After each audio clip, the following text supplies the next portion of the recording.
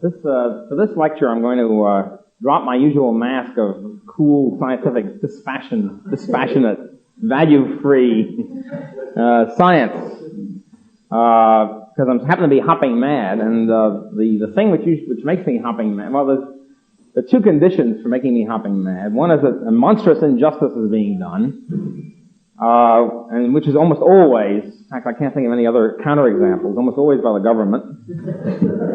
And secondly, that everybody's in favor of it. In other words, no voice, at least no voice that I read or hear, comes out against it. So these two, no voice comes out against it. So these two conditions being fulfilled, that's when I sort of get activated. My anger glands, as it will be, like, and the little Abner sort of thing, start getting moving high speed.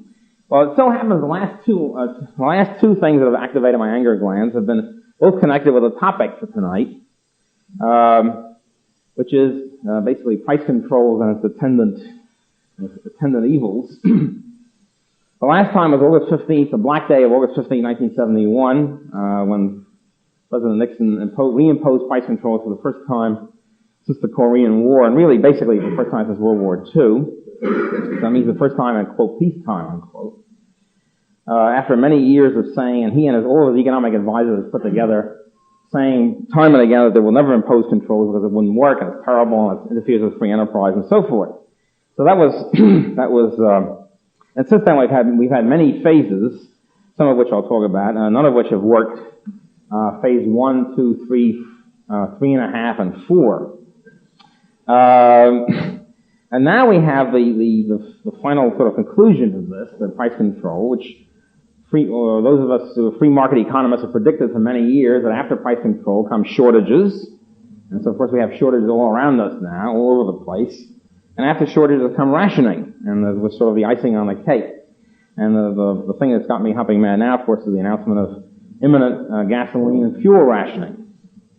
And as the announcement came pouring off the presses, as President Nixon made his announcement on the subject, for some incredible reason, which really, to understand it, I think you need a psychopathologist rather than an economist.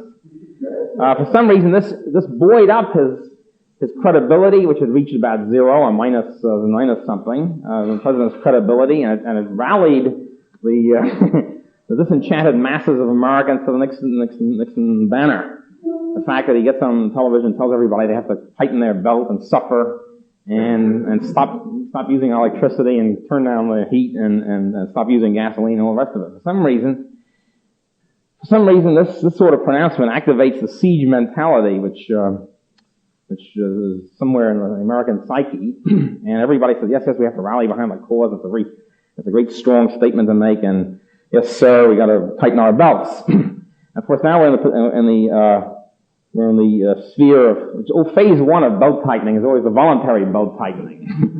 That's when everybody says that you and him go out there and tighten your belts, and that of course never works. I mean, it's done with a great deal of enthusiasm, the voluntary belt tightening, and you and him turn down the heat.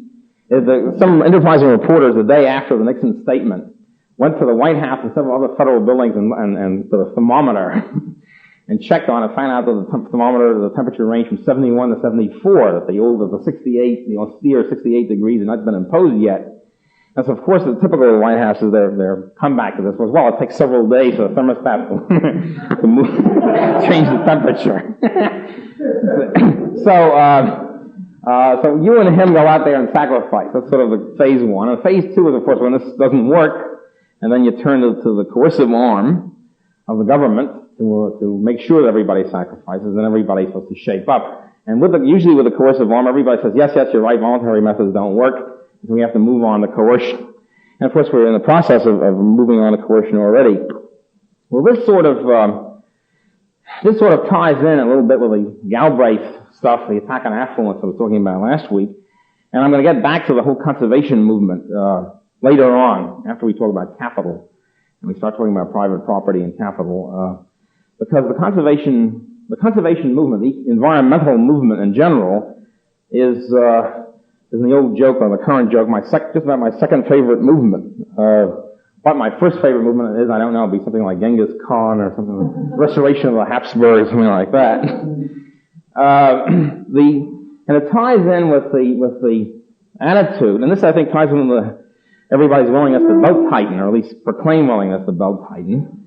It ties in with the attack on not only affluence, but attack on comfort, on consumption, on any sort of really human survival above the bare subsistence, primitive subsistence level. In other words, it's really attack on man, period. And if you think this is overdrawn, attack on human beings, period. If you think this is overdrawn, I'm going to get back to that theme later. If you think this is overdrawn, read some of the conservation movement literature. It's an instructive. Some years ago, it was part of my job to read some of it. And it was an instructive lesson, because what really animates the conservationists, the environmentalist movement, is they're not really worried about sulfur dioxide and that sort of stuff. This stuff is only grist to the mill. It's something that's latched onto. What they're really against are people, because they're always talking about man the destroyer, man the garbage can, and that sort of stuff, man the polluter, man the evil whatever. And the theme is basically that nature, before man existed, everything was great. Everything was terrific. Nature was harmonious and balanced, and ecologically, the animals were eating each other to the proper optimum, and all that, and the plants were whatever the plants do, and everything was going great, and it was a circular world, as they like to put it. In other words, the planets went around the sun, and everything was sort of balanced. Nothing much happened. Obviously, it was a pretty boring world, but we didn't have to worry about it because there were no people anyway. The concept of boredom doesn't even come into the picture. So it was a circular world. Everybody was sort of happy and contented, and the beaver was doing its beavering and all that. And then into this pleasant and happy, ecologically balanced picture, people enter. Evil man enters the picture, and evil man is entering the picture, not having any instincts, not working within the given environment, not bound by the temperature of wherever he happens to be born in, moving around, changing the environment, chopping down trees, catching fish and all the other stuff, altering the environment in a linear manner. In other words, a manner of progress. Let's put it that way. I'm going to use the old-fashioned word, which is now out of fashion. So the man progresses from the caveman, from dying at the age of 21 or whatever, builds stuff, builds factories, increases the standard of living, builds capital equipment, builds medical techniques and all the rest of it, and survives and prospers and flourishes. And this is a linear thing. By doing that, the beaver tend to die out, and the trees are chopped down. All the fish are fished, and all the other terrible things that happen to the other species.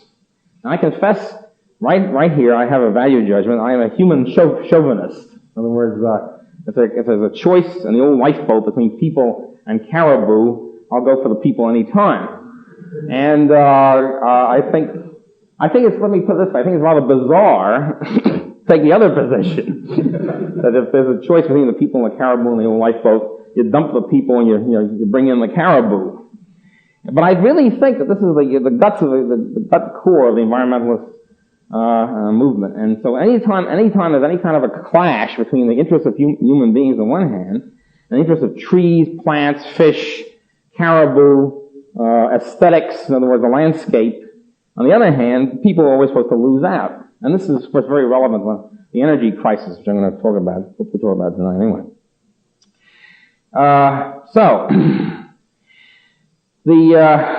Getting down to the price control thing, this was a topic which up until a couple of years ago, up until two years ago, the topic of price control was the sort of thing I told students, and it was sort of like the old Neanderthal days. I give them stories about how back in the old days of World War II, of course none of the kids remember World War II, back in the old days of World War II there was price control, there was something called the OPA, and there was rationing, everybody lined up around the block and you couldn't find anything.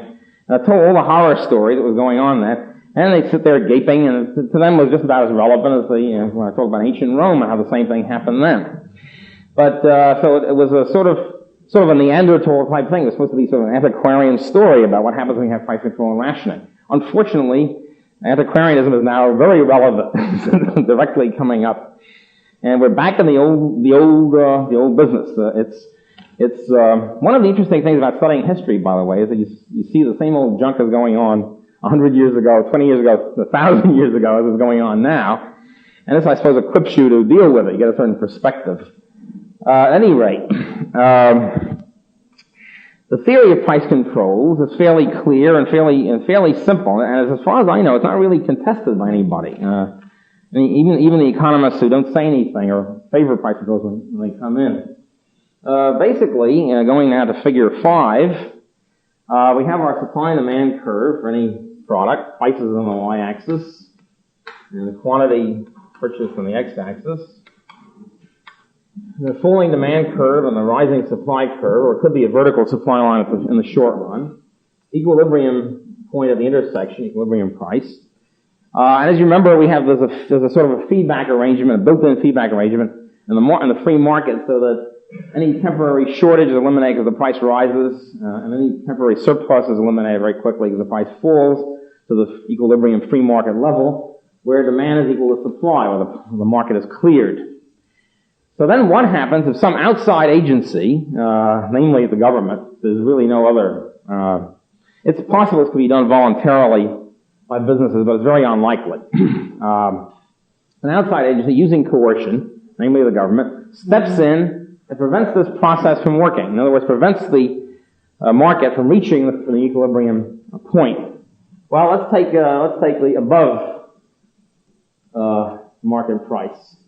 Say that we have a price above the market, which the government says, "Thou shalt not sell below X amount." And if you think this is rare, it isn't. I'll get to in a minute. So the government says, enforces a minimum price floor, minimum price control above presumably it's above the free market price. If it's below the free market price, it doesn't matter. I mean, in other words, if somebody says, the government passes an edict saying, "Thou shalt not," to General Motors, "Thou shalt not sell Cadillacs for less than $500, new Cadillacs," it's not going to make an imprint on the market. It's going to be sort of a dead letter law. If on the other, so the only relevant edict is minimum price control is above the market. Indeed, there's no point in issuing the other one. So if you have a minimum price control above the market, you have a line, a horizontal line above the equilibrium price. What happens? What happens is that at that minimum price, the public will only buy this much up to the A, up to point A, but pouring out on the market in response to this high price is the amount B, which is much greater. So we now have an unsold surplus, a gap between A and B, which the market doesn't, unless you engage in black market or illegal activity, which is rather rare with a floor, minimum price. The government is now, by outside coercion, is preventing this natural equilibrating process from taking place. So what you have then is a situation of a permanent unsold surplus. You're sitting there then with the government saying, "Okay, thou shalt not sell widgets for below $10 a case, or thou shalt not sell soybeans for below X dollars a bushel," or whatever. So what happens then is that you have this unsold surplus which somehow sits there aggravating the situation. Something has to be done about it. The most famous example of the unsold surplus. Well, let me finish the theory before getting to that. So in other words, the minimum price control brings about a permanent, aggravated, chronic, miserable, unsold surplus. What happens when the price is set below the free market price? In other words, when you have a maximum price control below the free market. Again, a maximum price control above the free market price would be meaningless. So in this situation, when the price is set below the free market price, the government saying, "Thou shalt not sell Cadillacs for more than $500, a new Cadillac," then you have some trouble. And the opposite kind of trouble. Then the free market is again prevented from reaching the equilibrium point, from clearing the market, from equating demand and supply. Now we have a permanent shortage, a permanent excess demand over supply. We have demand being permanently greater than supply in the case of maximum price control, and supply permanently greater than demand in case of minimum price control.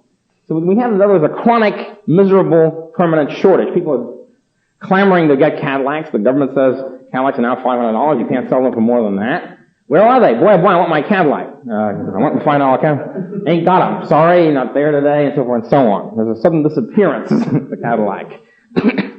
So prices are nice and cheap, but you can't find anything to buy the stuff at the cheap price. And we'll see what happens with that. And then you have this chronic, as I say, shortage problem. Okay, the famous example of permanent minimum price control, which apparently is just this year going to be eliminated. I don't really believe it. I mean, I'll believe it when I see it, put it that way. The famous case is there is also a case of the minimum wage law, but we'll get to wages a little later. It's very similar. The famous case is, of course, the American, all other farm programs, the farm price support program. The farm price support program began, well, first of all, the story starts really with World War I. During and before and during World War I, the American farmer had the biggest bonanza in his history, because he was in a situation where European countries were blockading each other, and then they were at war with each other, so they didn't buy from each other. So all the European countries turned to an American farmer to buy the wheat and the cotton and so forth. So there was an enormous increase in demand for American agriculture. So the American farmer had the biggest fun time, the biggest boom time of his life in this period.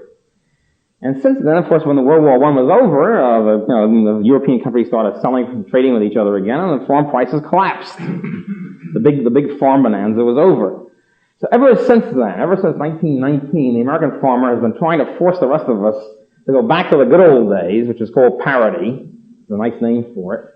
Go back to the good old days when he has the same price relationship. In other words, farm prices are the same proportion, same relationship to other prices, non-farm prices, as they were in the good old days of 1914. And of course, this is an absurd and idiotic demand because, economic conditions are not the same as they were then. You don't have this peculiar wartime boom. And also, the chronic situation with farms in general is, obviously we start with a world, in 1789, almost everybody was a farmer. I mean, either everybody was a farmer or they were selling farm products. So you had 95% of the population as farmers. Then as the world progresses and the industry comes in, and services come in and all the rest of it, people leave the farm and go to the big city, Sin City, and do other things. And so we now have a situation where 5% of Americans are farmers, something like 5%. Well, I suppose in a sense it's too bad if you're an agricultural romantic, which I'm not. So if you're an agricultural romantic, you could pine for the good old days of the old days of the yeoman, the sturdy yeoman. But are you willing to pay the price for this? The price largely being smashing all the production that's been going on for the last 150 years, and going back to the production conditions of the old farm, where I'm afraid most of the public would die out because we're now geared to a population. The population and our economic level, a standard of living is geared to a highly industrialized world, not a world of the old sturdy yeoman farmer. So the farmers tend to die out. And what usually happens is not so much the old Ezra, leaves the farm at the age of 60. It's his sons and daughters growing up, leave the farm and go to the big city, and that's the usual process by which labor migration takes place. So you can't freeze this. You can't say, we got to have as many farmers as we had in 1910 and all the rest of it. However, this has been the farmer's great dream, to restore the world with the golden age of parity. Well, finally, in 1928, Herbert Hoover, one of the most disastrous of our presidents, was elected and pledged to enact the Farm Block program of farm price support, which he promptly did. Important thing here is that he was enacted before the Depression. Most historians get this little blurred, and they tend to think that the farm price support program was a response to the Great Depression. It wasn't. It was enacted in March or February 29 or April, and the Depression came in October. So there was no hint of it. I mean, this was a boom, but the farmers wanted there. They wanted to restore the good old days. So we have the farm price support, which Hoover starts off, especially in wheat and cotton. Wheat has always been the big one, and cotton too, because that has the most political clout. So the federal government established grain stabilization corporations and other things. It's headed by the Federal Farm Board. Established the Federal Farm Board to buy up wheat and cotton and keep it off the market. And, increasing the demand curve artificially for wheat and cotton, this raises prices, all right? That's the theory. You raise the demand curve. Well, what happened there was, presumably to the desired level, the parity level. Well, they found out there was a problem. Incidentally, who was responsible for this farm block program, farm price support program, has been responsible ever since. Two groups at the beginning of the third group I'll tell you about. One is the large farmers, and I'll go back to that in a minute, because the small farmers, the thing has always been a push, the farm program has been pushed as have to help out the poor farmers. The poor farmers are suffering there in Iowa, have to help them out.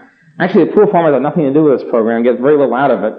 It's the large farmers who get a lot out of it, number one. And number two, the farm equipment manufacturers, the manufacturers of combines, tractors, and all the rest of it, who, as we'll see why they're especially subsidized by subsidizing the large farmer.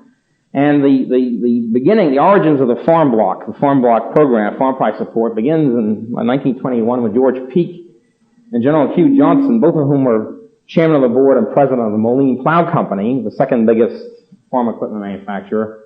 And then the first head of the Federal Farm Board, 1929, was Alexander Legge, who was the chairman of the board of the International Harvester, which is the major farm equipment manufacturing. So it's the farm equipment manufacturers that usually don't get talked about in this connection, plus the large farmers.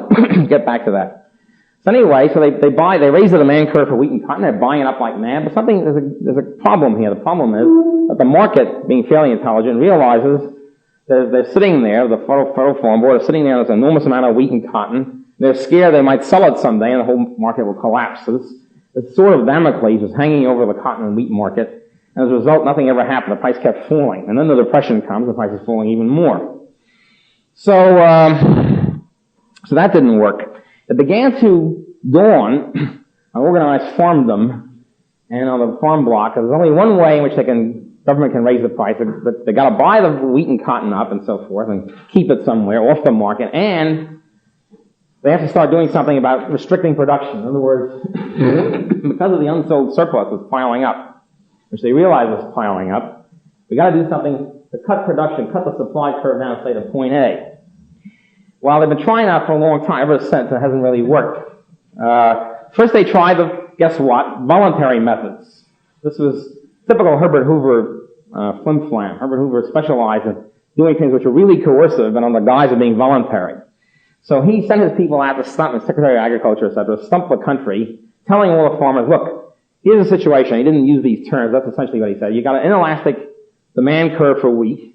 I mean, the demand curve for each farmer is almost horizontal. But for wheat in general, it's inelastic. So if all you guys get together and cut production by 10% or 20% or whatever, and slaughter every fourth pig and that sort of stuff, you will raise the price, and all of you will benefit. You'll share a much higher income. In other words, a classic cartel situation. We'll get to cartels later too, but anyway, it's obvious how that happens. And so they're stumping the country and all the farmers saying, yeah, great, right, hotcha, we understand this. Let's all cut production by 20%. And then you see what would happen is old Ezra would go back to his, back home after this meeting and say, hey, Ma, those fools over there, they're all cutting production by 20%. Let's double our production and take advantage of the higher price. So while these other jerks are out there cutting their production and causing the price of wheat or cotton to go up, we're going to double ours and, take advantage of it. So each farmer thought the same way, and the result was a collapse of the voluntary program. Production went up instead of down. So, and then they started by the end of the Hoover administration, the farm holiday movement started vigilante activities where they were trying to burn the tobacco, the night riders in tobacco country, going around burning the tobacco of those farmers who refused to go along with tobacco cutting. And they dumped the milk. They did that just a few years ago too, a milk strike where they dump other people's milk. In other words, private violence or private criminality as opposed to the usual government criminality. Now that didn't work either. It's a big country and there's a lot of farmers, a lot of tobacco, a lot of milk. So that didn't work. So there's only one thing left, that was the turn of the government to force the farmers to cut production. So enter the New Deal. By this time, Roosevelt enters the picture. But the thing is, by that time, the Hoover administration was willing to go along with this. It was not that the Hoover people, it was sort of a logical step. The next logical step, voluntarism doesn't work, we have to turn to coercion. So FDR, of course, is very willing to turn to coercion, and then we have the next phase 2 of the program, the AAA, Agricultural Adjustment Administration, headed up essentially by farm equipment manufacturers and people of that sort, the farm bloc in general. And so they try to introduce, so surpluses were piling up. It's always a big problem. First of all, it's an embarrassment, right? I mean, here's the depression. People are starving in the cities, and out there on the farms, the government's piling, in the warehouses, piling up all this wheat, all this hogs and pork and wheat and cotton. And it's rotting away. And what are you going to do with it? It looks bad. And so the fact that it's in the extreme left, I think correctly coined the term poverty in the midst of plenty. The fact that here you have all this, the government's piling over all this wheat and cotton and meat and all that stuff that's not being used. And here the people in the cities are starving. There's something wrong with the system. Well, you're darn right there was something wrong with the system. It wasn't capitalism, it was the government, obviously. So then the next step was to introduce coercive controls on production, limit production. Well, the thing is, they couldn't exactly, there are too many farms, they couldn't say, okay, from now on, there's only a certain number of bushels that we can be producing, and you produce, 1% of that. They couldn't introduce production controls in old Ezra because they just didn't have the manpower to enforce it. I mean, how can you control how many bushels of wheat old Ezra is producing? It's almost impossible. You have to have a vast 10 million man Gestapo going to each farm and checking up. So the only practical way which they could do it was to impose acreage controls, because it's easy for the county agricultural agent to go around in the car and see how many acres old Ezra has under the plow, how many acres is devoted to wheat, how many acres is devoted to fallow, and all that. So the New Deal imposes acreage control, which we still have, by the way. Well, we still have up until this year. Imposes acreage controls, and they sit back and say, okay, now this is gonna limit it. We're gonna push the supply curve over to point A, and everything will be hotsy-totsy. And of course, in this program, this sort of program, the consumers, the average American, suffers two ways. One, he suffers because all the food that's kept off the market, the wheat and the cotton and the meat and so forth, is kept off the market. He suffers from a restriction of supply, and the price goes up. So he suffers as a consumer. And then he suffers as a taxpayer, because the taxpayer has to pay for this. He has to pay, the government taxes him in order to pay get the money to buy the wheat and the cotton and the meat and store it somewhere and have it rot. So it's a double burden on the average American. So who suffered from this program? The average American. Who benefited from it? Well, in the first place, the small farmer, which was always the person held up as a beneficiary, didn't really benefit. One of the subsidy the government paid was per pound and per bushel. So if you had to really be a large wheat farmer or a large cotton farmer, planter, to really benefit from this. And as a matter of fact, with the acreage control coming in, and limiting acres, cutting down the number of acres the farmer can have under cultivation, the result of that was, what do the farmers do? What was the response to this? Very shrewd. Okay, I have 1,000 acres and they're making me cut out 200. Here's what I'm going to do. I'll take the 200 acres of rocky land, which doesn't produce anything anyway, concentrate all my efforts on the best land, the best 800, and mechanize and put in more fertilizer and stuff, and then raise production anyway, which is what they did. So they cut out the land and they raised production they wound up with more production than they had before, and the surpluses kept piling up. This was incidentally helped by the federal government. Here's an interesting example of political science at work. The Department of Agriculture paying farmers not to grow wheat, and paying them handsomely to take the wheat and put it in store in useless warehouses, paying them not to grow wheat. At the same time, another wing of the Department of Agriculture down the hall is paying farmers a lot of money to improve their fertilizers, to mechanize, and to irrigate the dry land, and so they can grow more wheat. Now, you might consider this as irrational. So you look at it from the point of view of the consumer, but from the point of view of pure logic, it's irrational. Because why is the Department of Agriculture, on the one hand, paying the farmers to grow more wheat, on the other hand, paying them to grow less wheat? Seems pretty crazy, right? That's not crazy, however, from the point of view of two groups of people. One, the bureaucrats in the Department of Agriculture. They're doing great. You need two divisions where there was no divisions before. And secondly, it's not so crazy from the point of view of the farmer. He's raking it in, he's getting paid for more wheat and less wheat. So, the farmer, however, who benefits was really the large farmer, because as the farmers contracted the acreage and mechanized, they kicked off their land, the sharecroppers, the small farmers, the tenant farmers, who now become, you see, a stumbling block, an obstacle in this drive to concentrate and mechanize. So what you have then is The result of this was a famous sharecropping problem in the South, particularly Negro sharecroppers, Negro tenants in the South, as a result of which we had an enormous immigration of Southern Negro sharecroppers who are now unemployed, disemployed, kicked off the land, and coming north of the cities. So a large part of the famous Negro migration in the 30s is directly caused by this New Deal farm program, which is supposed to benefit the small farmers. Actually, did just the reverse.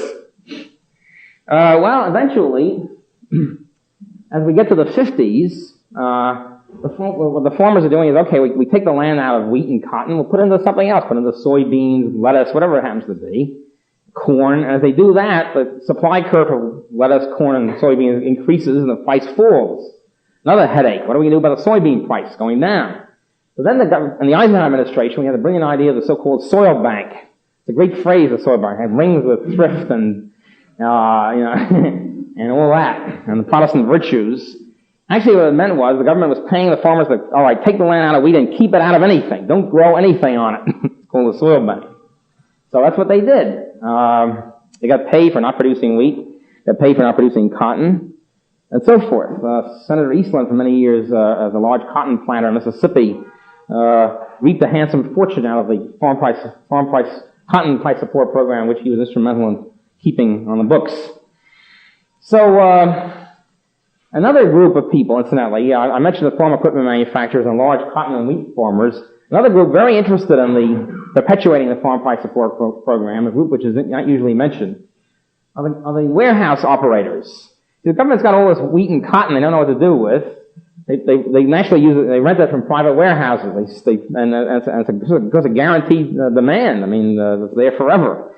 So if you're a warehouse operator, you're in great shape. You have this federal government always renting out your space. And so the warehouse operators, the grain elevator men in the case of wheat, are one of the big lobbyists for the continuing the farm price program.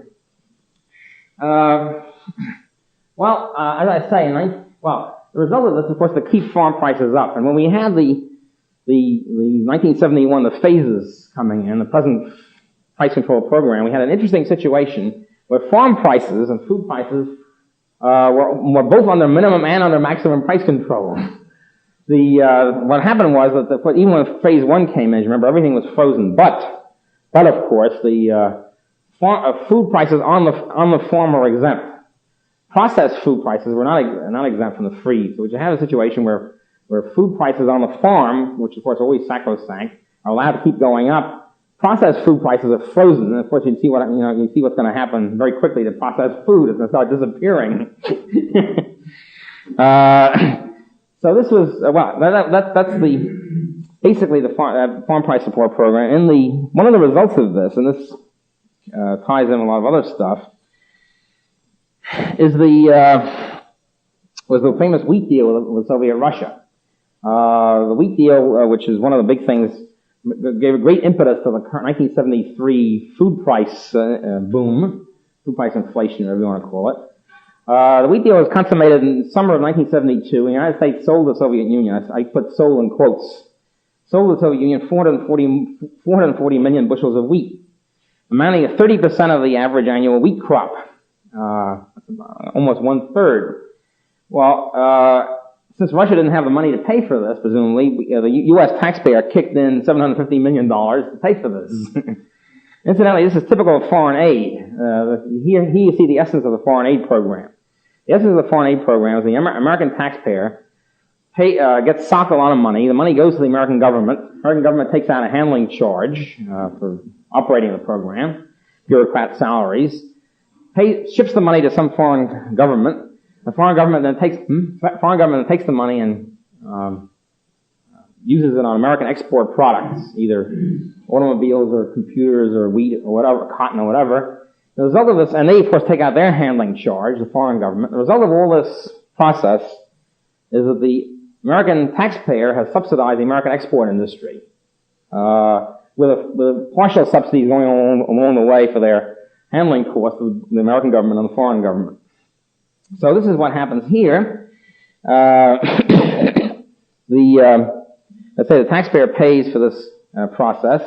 The beginning of this, of course, kicks off an enormous increase in the price of wheat. The supply drops by 1/3, and There's also an enormous increase after that in the price of livestock, because the livestock eat the wheat as a part of the feed grain, so there's a restriction. The supply curve of livestock pushes to the left. And farmers start killing the cattle at a very young age and that sort of stuff and getting rid of them. The result of this whole process was a big food price boom. There are other causes of it, but that was the major one in 73. But the thing is, the reason why we did the program to begin with is undoubtedly the wheat surpluses which were piling up, and boy oh boy, because you have these surpluses, I say they're an embarrassment. And so the American government's attitude to the surpluses all this time since 1933 has been, let's get rid of them some way. How do we get rid of them? We'll dump them, give it away, or sell it, or get the taxpayers, or whatever, anything to get the stuff off the warehouse and get the more wheat into the warehouse. There were other causes of the food price boom, and that was basically, I think, the major one. There was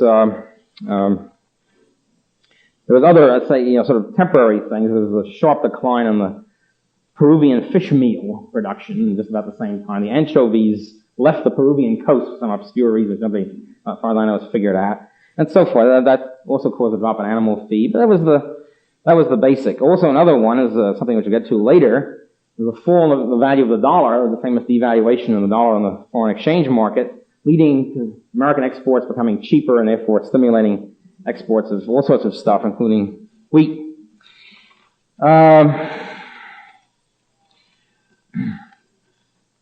Well, okay, that's the minimum price control program. And there's also the maximum price control program, which is more beloved. I mean, there's a lot of minimum price control here and there, but the maximum price control program is where you really go all out. Let's say what it sets up is a shortage, and there's several reactions to the shortage. First place, if the demand is greater than the supply, it means let's say there's a shortage. How do you allocate whatever shortage is available, whatever the scarce supply, so to speak, available? Well, the various ways of allocating. Usually in the free market, it's allocated by the price system. Here there are other ways to allocate it. As you see, there's less produced now. There's even less than there was in equilibrium. Various ways come up of doing it. One, there's favoritism, the classic method. During World War II, as I say, which now becomes very relevant, when we had meat rationing, there was a big meat shortage. Always a big meat shortage. It was always blamed on the war effort. And people swallowed this until the war was over and there was still a meat shortage, and then began to get edgy. So there's a big price controls on meat were way below equilibrium free market price. And so, favoritism is one way of allocating it. In other words, for example, during World War II, if you had an old neighborhood butcher, this is of course before the days of the impersonal supermarket. You had neighborhood butchers mostly. If you had an old neighborhood butcher and you knew the old neighborhood butcher from the old days and you were a good customer of his, then he graciously allowed you, under the counter, the hot meat, so to speak. I got a good beef down here, and don't show it to anybody, and for you, Mrs. So-and-so, I'll, give you this meat. Sell you the meat. So that's one way, favoritism. If you had a butcher who was your brother-in-law, it's still better. And you had an unlimited meat supply. Get a hold of that. Relatives, friends in the butcher business, and so forth. So favoritism is one classic method of allocating scarce resource. And incidentally, one of the consequences of price control, we'll see later when we get to rent control, also follows. One of the consequences of this is racial and religious discrimination is aggravated by price control. Because what you're doing here is, instead of the consumer being king, instead of the supplier courting the consumer, advertising, market research and all the rest of it, now, you see, when you have a permanent shortage due to the price control, now the seller is in the driver's seat, and the consumer has to go begging to the seller, please sell me some meat, and so forth. And then you see, with the seller in the driver's seat, he doesn't have to court the consumer anymore. He can tell the consumer to go to hell. And then his favoritism will come in. Okay, I'll only sell meat, one to my relatives, two to the racial or religious group whom I'm in favor of, because now he can allocate it. So a room for producer control of the situation now comes into the picture. So favoritism is a big, one way of rationing. Another way is queuing up. Another classic method. Lining up. The line comes into the picture, and we'll see that as rationing comes, we'll see the lovable line process, syndrome. You line up, alright? During World War II, for example, there was cigarette rationing. The cigarette showed up, I think, every Tuesday morning or something like that, and everybody was allocated only one pack per person or whatever. At any rate, the line formed around the block around 4 in the morning, and then by 8 in the morning or something, and if you happen to be in the first third of the line or whatever, you get buy cigarettes.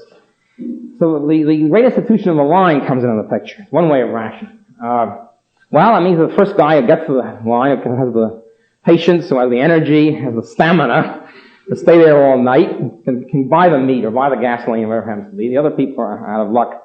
The little old lady has to hobble up, or somebody's on the night shift who wasn't in great shape, but others lose out. The little old lady who can't stand up for a long time can't buy anything in this process. The little lady has had it.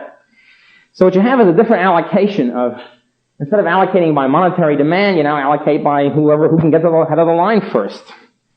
There are processes in the old days. For example, the Metropolitan Opera used to have keep their, for various reasons, both I think internal and legal ordinances, used to keep their price of their ticket way below the free market price. As a result, it's almost impossible to get a ticket. And one of these things, there's a person in this audience tonight who used to spend all the Saturday nights online waiting for the ticket office to open so you get the Metropolitan ticket.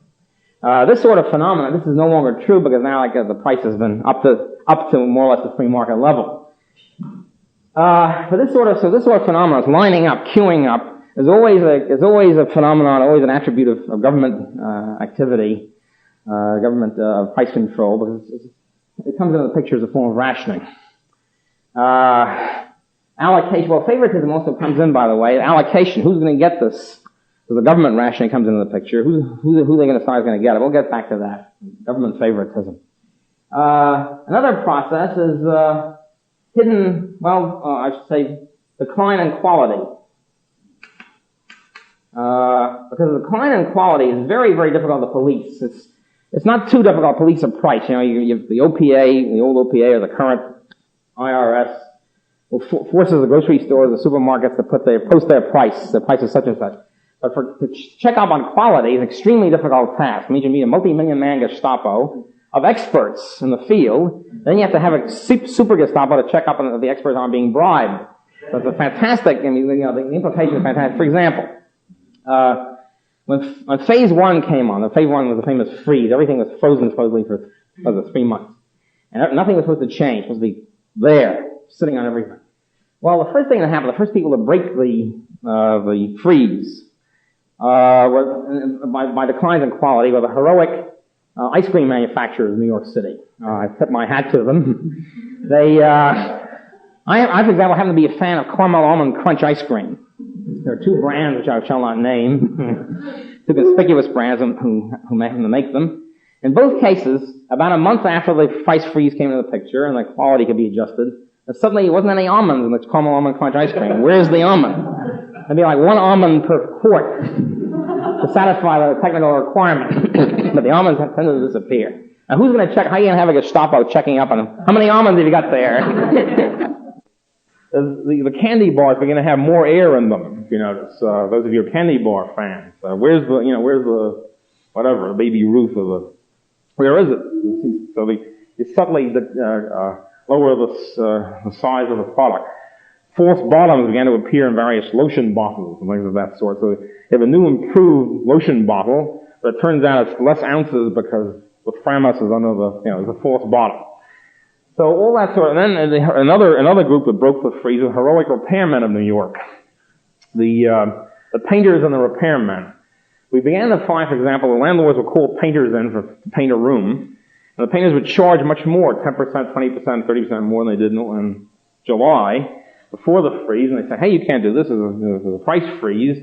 And the painters say, yeah, sure, but this is a different room because the plaster is over the Framus and the thing is, it's much tougher.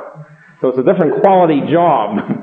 Who can check up on it? How do you know whether, you have to be an expert painter, obviously, to figure out whether the plaster is really over the Framus. If you're an expert painter, you're in the painters union, you're socking the public.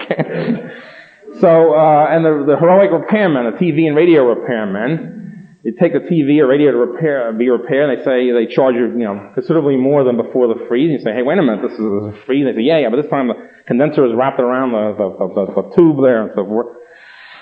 So it's a much tougher job, and it's different and all that. And so in this way, the service industry pioneered in breaking the price freeze through this declines in quality. It's almost impossible to enforce it, and so you begin to have the sort of situation where the relationships begin to change from the so-called freeze setup. And also, finally, of course, is the black market. The black market is the market. It's the market popping up again. It's the hot meat. It's when you say, there's a meat shortage, you can't find meat, but, if you're willing to pay, etc., considerably more, don't tell anybody, here's the meat. So the black market shows up. Now, think about there's several things about a black market, even as lovable as it is. First of all, the sort of people who engage in black market, the black market entrepreneurs are not the same people as the free market entrepreneurs, because people are more attuned to illegal activity. And so the quality of the product has to be a little shaky sometimes. You can't really be sure as you are with, the brand name. Second of all, they can't advertise. They can't take a full-page ad in the Times and say hot meat available. So they have to go through sort of shady channels, and it's costly, and the consumer can't find out. You have to be the sort of person who knows where the hot items are located. Not most of the public don't know this, so they're sort of excluded from the black market. Thirdly, there's a heavy cost involved, not only because there's no advertising, but also because they have to pay off the cops.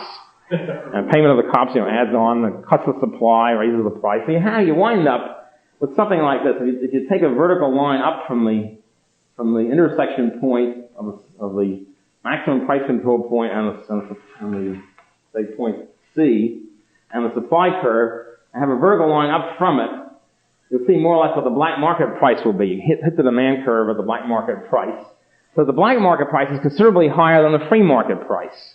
And again, so the public is misled, and they say, "Well, gee, we can't eliminate price control because then the item will go all the way up, will skyrocket." Well, it wouldn't skyrocket that much because the black market price, for these various reasons, is considerably higher than the free market price. All right, so you have the black market, and I say the black market only is really patronized by people who know about these things, so it sort of cuts out a lot of the public. There's considerable black market activity during World War II, as patriotic as the war effort was. So there was this illegal activity going on. One of the things that happens when you have, the way price control was finally eliminated in World War II, it had hundreds of thousands of OPA people enforcing this stuff, enforcing price control.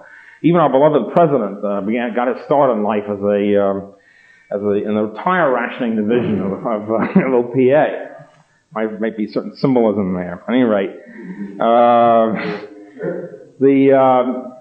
so there were hundreds of thousands of people working on this thing, enforcing the regulations and so forth. Even so, there were lots of black markets. And after the war was over, they eliminated some of the price controls, but because the clamor went up, the shortages still remain. And then they said, well, you couldn't blame it on the war effort. Well, there was particularly a meat shortage, a big beef shortage, as there was this year for a short time. A big meat shortage. It's just impossible to find meat. One of the things I should mention here, price controls in general, before I get to that, is that usually price controls are enforced at the equilibrium point. The idea is, prices are going up too much, we have to freeze them as they are. This is what happened on August 15, 1971. You try to freeze prices. Well, the thing that happens is that the next day, when people wake up on August 16th, it seems like nothing has changed. There's no problem, no shortages, all you guys are alarmists, because the next day, the equilibrium price on August 16th is not much different from the equilibrium price on August 15th. So for a little while, for a short period of time, it looks as if the price controls are working. The public has a mistaken sense of euphoria about the whole thing. Then what begins to happen is as the time goes on, there's an increasing discrepancy between the official price, the fixed price control, and the free market price, which keeps changing.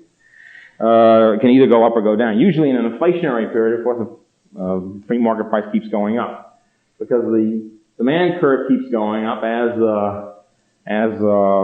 more money is poured into the system by the government, and so you have a sort of a secular increase in demand curves. And as the demand curve keeps going up over time, the shortage starts developing and gets worse and worse. So it means that after the price control is in action for a few weeks, a few months, a year or something, the whole thing begins to fall apart. More and more shortages develop, more and more black markets. In other words, the more the price control continues in force, the worse things get. So by the end of World War II, the public had it, and say the excuse of the war was now over. And so by 1946, there was a fantastic meat shortage. Meat was just could not be found, to the point where insulin couldn't be found for diabetics and so forth.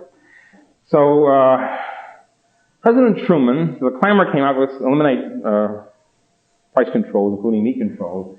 And an enormous hysteria came up. For example, the New York Post, I remember very vividly, for those who are not New Yorkers, a highly liberal paper, was hysterical about you must not repeal OPA. If you repeal OPA, prices will quadruple, quintuple, go up 200-fold, etc.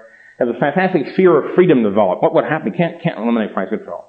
It's part of the American heritage, and then prices the gouging entrepreneurs would charge infinite prices and so forth.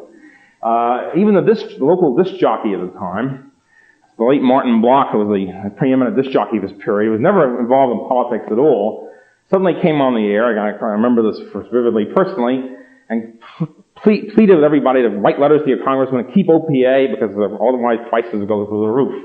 Even disc jockeys were becoming economic pundits at the time. Well, so Truman was faced with the following choice, this is the choices which he reported to the public. He said, there was no meat to be found. What are you going to do about it? Well, he said he was faced with a choice of mobilizing the National Guard, drafting and sending the troops, calling the troops out, and nationalizing the meat industry, going out into the farms. He said, he thought of confiscating the meat packers. That would have been easy, but he said he admitted that wouldn't make much point because the meat packers didn't have any meat either. And Swift and Armour said they didn't have any meat. They couldn't nationalize them. So he said, I would have had to go mobilize the troops and nationalize all the farms, go out there and nationalize the ranches and livestock farms and drag the cattle out. And he said he gave serious thought to this. And he said, he figured it was impractical. Fortunately for the American public, fortunately for freedom, it was election year, 1946, congressional election year. The Democrats were in grave trouble. You can imagine what would happen on the farm vote if suddenly soldiers with fixed bayonets had come in and seized the cattle. So with great reluctance, President Truman reported, because it was impractical and probably the public wouldn't have liked it too much, I hereby give up this whole term. I hereby eliminate price controls on meat. And within a week, the whole meat shortage was over, only to reappear, of course, this year when price controls came back again. So one would have thought that was a lesson for the government, and for economists, but I guess memory is fairly short in this whole area. One of the things about when price controls break down, when the shortages increase, when there are black markets, the temptation of government. See, government is faced, as my late mentor, Professor von Mises, would say, all government intervention in the market creates extra problems. It doesn't solve anything. It finally creates some more problems, and then the government has to intervene more or else give up the whole business. So Truman was faced with this sort of crunch. Either send the troops out and nationalize the farmers, or draft the farmers or something like that, or give the whole thing up, eliminate the whole control regulation, which is what the government hates to do. So usually the temptation is to escalate enforcement. The penalties are only 10 years in jail, and make it 30 years. Execute them, kill them, torture them. Now, you think I kid you on this, but in other climes and other cultures, which do not have the American reluctance to inflict this sort of punishment, all stops were pulled out. The famous case, for example, is the Emperor Diocletian, the late Roman Empire, who was inflating like mad. I'll get to the causes of inflation later on, but he was inflating the currency by clipping coins. That was the ancient primitive method of doing it. And so prices kept going up, but finally Emperor Diocletian issued his decree freezing everything. All right, from now on, the so-and-so is 3 drachmas and such as 2 denarii and all that. He had a completely, very detailed list. He even had things like writing of the first quality, 5 denarii, writing of the second quality 3 denarii. Who decided how, the quality of the writing is an interesting point. At any rate, he had the whole detailed list, and he made no bones about it. He wasn't limited by any American Civil Liberties Union or the Fifth Amendment. He said anybody who disobeys this regulation, death, immediate capital punishment. And he killed a lot of people, but it didn't work. Even the death penalty could not hold back the tide of black markets, and the price controls finally fell apart and so forth, and he had to give it up. He just said, okay, heck with it. That was the emperor. That was the first big example in price control. Unfortunately, that was not heeded very well either. We all know about the guillotine in the French Revolution, when the Jacobins were killing a lot of people, aristocrats.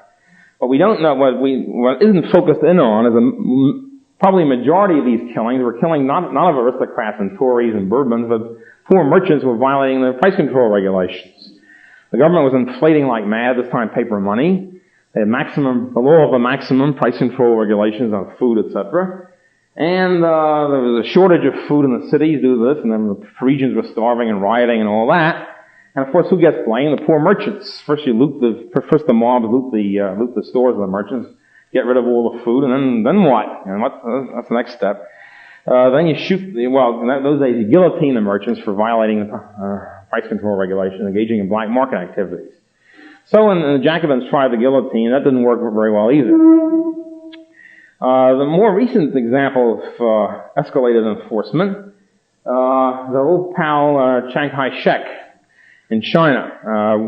One of the reasons for the so-called loss of China is again something which only economists seem to know about, is that Chiang Kai-shek was engaging in very severe inflation of the money supply, pumping in money like mad. And prices were engaged in a runaway escalation upward. And as if that were not bad enough, Chiang then imposed very severe price control. No, we have to freeze prices at such and such a level. And then it didn't work, and they had black markets, and price controls were being disobeyed, so he escalated the enforcement.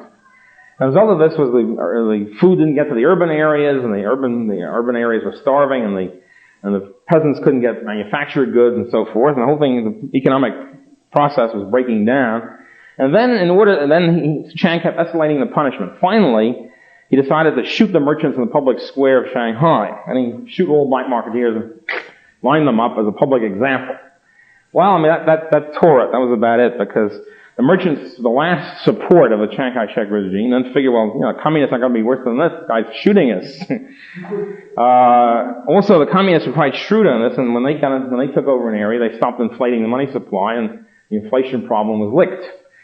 So this is one of the key reasons for the Chinese loss of confidence, and Chiang's credibility, as we call it now. And that was he had it.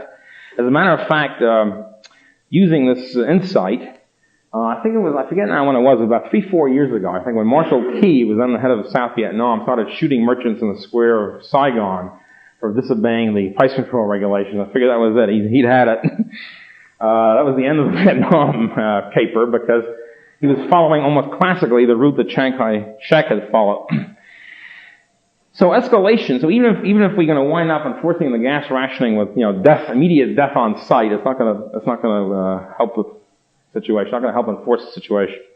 Another interesting story about price control is that Hitler, of course, had price control during World War II, because Hitler was one of the follow the modern economic science.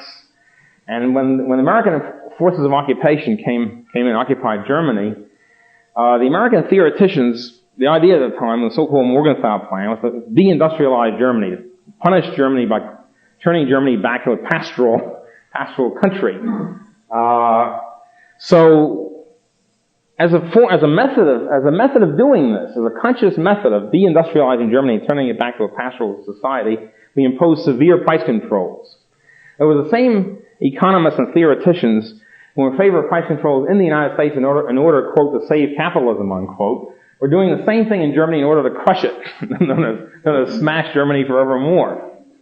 So they imposed severe price control. They try to roll prices back to 1939 level. And of course, prices going way up. The free market prices going way up since then. The result of this was the following. I guess you all know the stories. I don't know.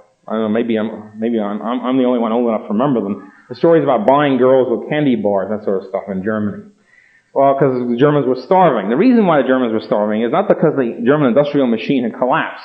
It was because all the stuff that had been produced before the war, in other words, before 1939, was the price controls were way, way below the free market price. You had to suffer severe financial losses to produce them. As a result, the Germans didn't produce any food, didn't make any candy bars, didn't make any clothing or any of the necessaries. Instead of that, they shifted their resources, producing goods which were new, and which therefore were not under any price control regulation. Because the price control regulation usually has a historical base. You freeze it as of August 15th or whatever it is, or freeze it as of 1939. Well, if it's a new product, wasn't around on August 15th, or wasn't around in 1939, how do you set the price for it? So as a result, the new products were free of price control, and so the Germans were producing toys like mad, all sorts of new toys, hula hoops, whatever, instead of producing food, clothing, shelter, etc. So in 1948, after 2-3 years of this horror, finally sanity won out, largely through the influence of a couple of students of Professor von Mises, as a matter of fact. And they said, look, the only way you can ever solve the German economic situation is repeal the price control, and which they did. And very shortly after that, the whole shortage was over. Girls were no longer available for candy bars, and you had the so-called economic miracle of West Germany following shortly after that. So once again, price controls were the villain, but here the interesting sidelight is that we did it consciously to crush the German economic system.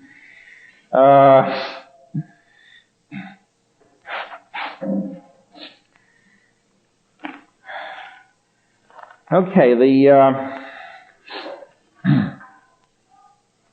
when Phase 1 came in, as I said, there was the reaction of the caramel almond crunch and the servicemen, etc.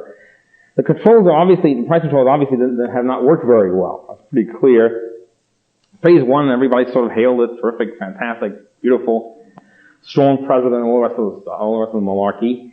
And then after a while, things began to happen. So the freeze wasn't working so well. We went over to Phase 2, which was sort of a moderate control program. You allow certain increases. Again, of course, it's politically allowed. And then what happened was, for example, in Phase 2 is that you have things like this. Well, the government would allow a business to raise its price if it was making low profits. If, on the other hand, it was making high profits, you force them to lower the price. So what began to happen with Phase 2 is that firms began to look around desperately for ways not to make profits. It's easy not to make profits. You just sort of let her rip. And Business Week would report it. Business Week, incidentally, I recommend it not for its position, but as a news magazine, not for its ideological views. Business Week reported, well, firms would have to do some things like this. First of all, the old expense account come rolling back. Live it up, Jim, because, we don't want to make too much high profits. So go to the pavilion or whatever, and Hilton's, etc. Don't go first class on planes, etc. Also, businesses started having their annual meetings in the Bahamas instead of in New York. And as one executive said, well, if we have to be inefficient, we may as well enjoy it. So that sort of attitude comes in. Of course, this means the system begins to crack. And Phase 3 then comes in, which was a little bit better, and then Phase 4, then Phase 3.5, freezing everything again with the control, after the inflation of food prices, and then the severe freeze coming in 1973, at a time when the economy is booming, and there's a scarcity anyway, and as a result of which we suddenly have a beef shortage, can't find any beef, suddenly gasoline shortage.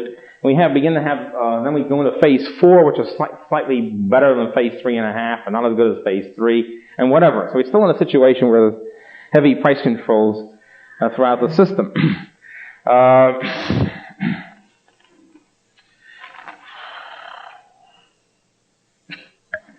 One of the ways in which a shortage, which say always appears when the price control is held for a while underneath the equilibrium point. One of the ways of allocating this scarcity is government rationing, which of course we're now beginning to see with gasoline, etc. Rationing sets in its own interesting system, which again we saw in World War II. Rationing is very peculiar.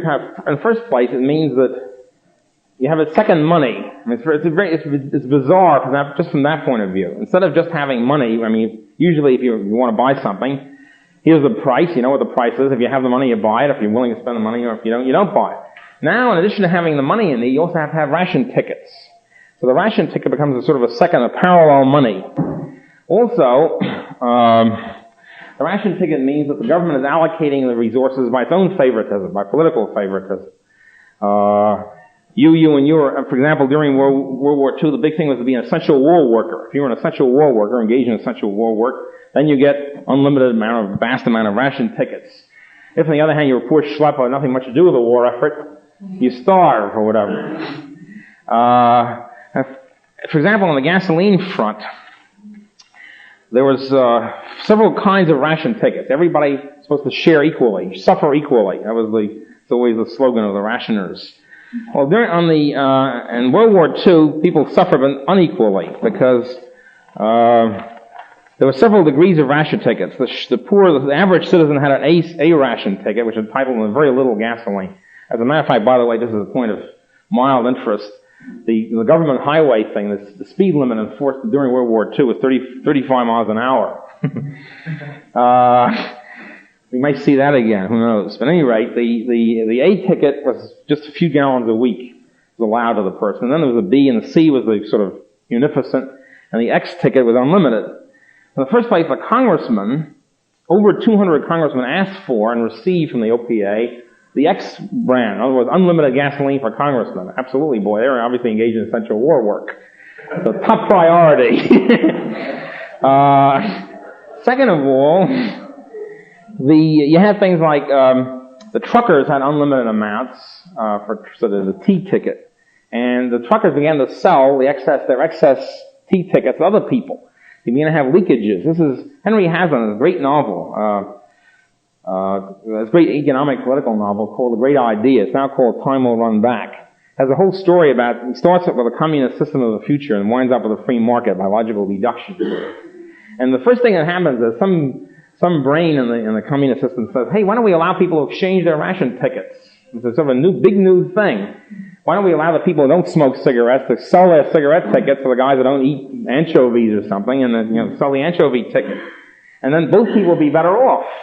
And they start with that, and after several chapters, you wind up with a free market. Interesting thing is, of course, the government didn't allow anybody to exchange their ration tickets. I predict, of course, when they come to the gasoline ration, you won't be able to exchange your gasoline ticket. If each person is allowed 20 gallons a week or something, and you don't drive your car, you're not allowed to sell your 18 gallons to somebody else who will drive more. So, because that would benefit both people, the exchange would be the market. The ugly head of the market would suddenly rise up again. We got to clamp down on it. So, as a result of this, you had truckers illegally selling their surplus T tickets. You have things like the C people. You have things like C tickets were given to let's say the Sharpies would get the C tickets. In other words, the average Joe would have his A ticket and they only have a few gallons a week. The Sharpies had their almost munificent C tickets. And the Times or the News would print pictures from Times of Aqueduct parking lot filled with C tickets. This caused a lot of class envy or resentment. Then you have things like, literally, OPA enforcement agents went out and checked up. You weren't supposed to drive, get a C ticket, say. You're supposed to only drive. You were only supposed to stop at a gas station, a certain amount. You were only supposed to walk 10 feet beyond the gas station and no more. And you literally had spies, OPA spies, going around checking up on, you're parked near a theater. That means you're going to the theater. If you have a C ticket, you're not allowed to go to the theater, and they clamp down on you, arrest you, take your C ticket away, tear up your C ticket in front of you, and that sort of stuff. That was literally going on. There's an interesting book by Richard Lingman called There's a War On, which talks about what was going on. It's not an analytical book, but I think tells these stories of what actually happened. Well, one of the things that happened was this ration ticket system. Well, first of all, I would say just on ration ticket, I think the whole thing is absolutely monstrous. It's totalitarian. It's despotic. Nobody should have a right to tell anybody else how many things to buy, how many lights to turn on, what heat he's supposed to have his room at, and all the rest of it. So it's totalitarian, monstrous, whatever. Any value judgment you can think of, I'll go along with on that. Well, one of the things that happened was a heroic mafia came into the picture in World War II to relieve, leading the people's struggle, against gas rationing.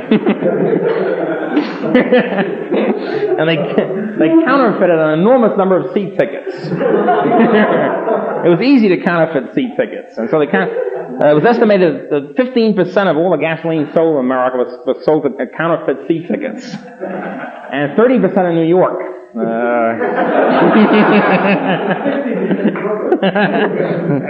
So these things are things to remember as rationing falls in on us.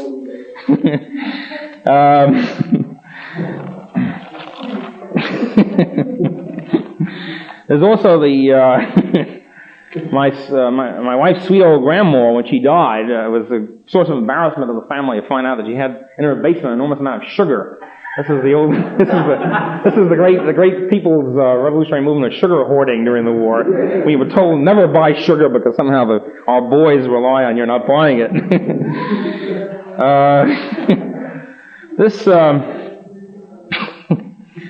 Well, let's go into the. I think there's time to go into the energy crisis and exactly how the energy crisis. First of all, if there is to the extent that there is an energy shortage, obviously the solution to it, there will not be a shortage if you allow the price to go up.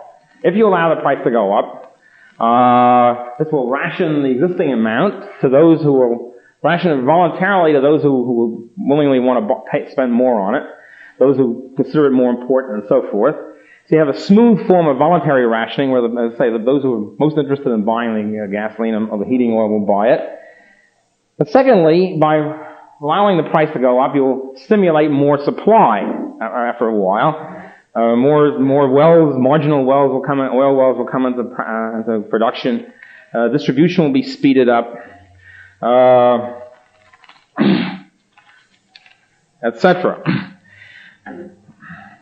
So, by allowing the price to rise, even if there's a scarce supply, the supply curve is going to the left. By allowing a free pricing system, by allowing the price to go up, it will do two things. One, you will voluntarily ration, so the consumers, in accordance with who is most interested in most important use, to buy the material for most important use, will voluntarily ration themselves in accordance with a higher price, and also this will stimulate an increase in supply. So the least you will allow, there won't be any more shortages, there won't be any more black markets, there won't be any more need for rationing, and so forth. That's the first thing to do. The second thing to remember also, as going on the energy crisis, the government, by various methods, has created it, has restricted supply and increased demand artificially. And so the thing to do, of course, is eliminate that. On the oil caper, it starts with the oil proration laws. Oil proration laws began in America in approximately 1931-32, when enormous oil fields were discovered, vast and superabundant oil fields were discovered in Texas and Oklahoma, the great Texas-Oklahoma find, as a result of which the price of crude oil plummeted straight down. The oil industry got rather hysterical about this and called upon the state for bail them out. This is known as a partnership now of government and industry. Not all oil men, but enough oil men to count.